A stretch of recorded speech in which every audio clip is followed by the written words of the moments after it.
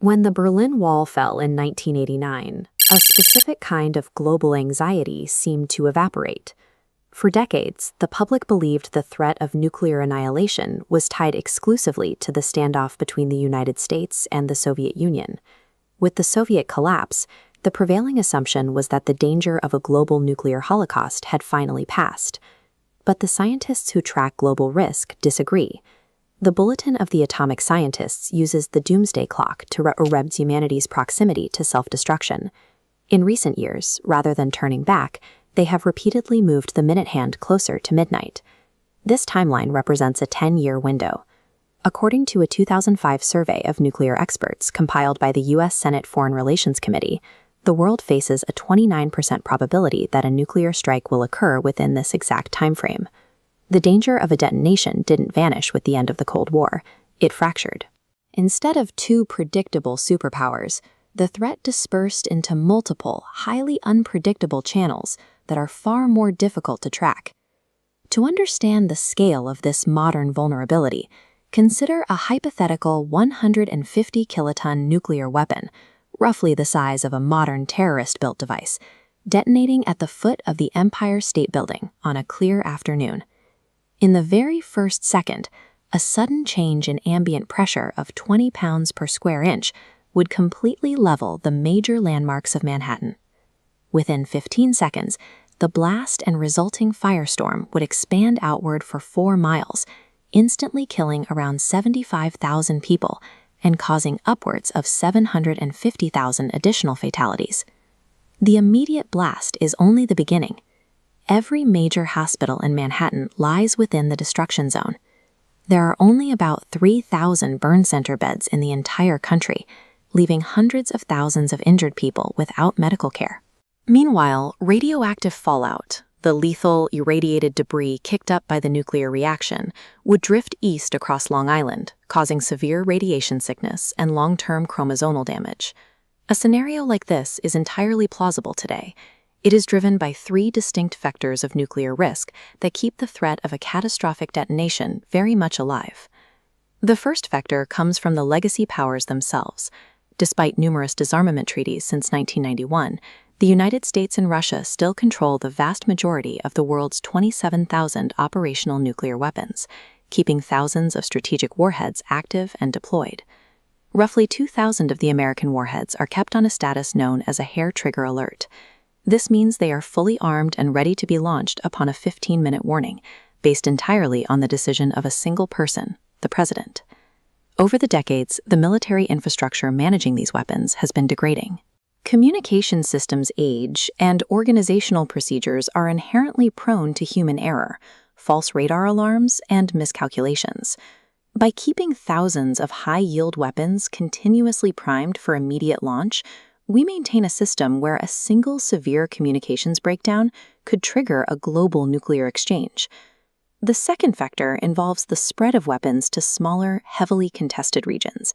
For an insecure state facing a larger conventional army, a nuclear arsenal acts as the ultimate equalizer, a military force multiplier that deters foreign intervention simply by existing.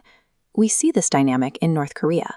The regime spent decades building civilian atomic energy reactors, ostensibly for peaceful power generation, before withdrawing from the Non-Proliferation Treaty in 2003 and using that same infrastructure to test a plutonium bomb.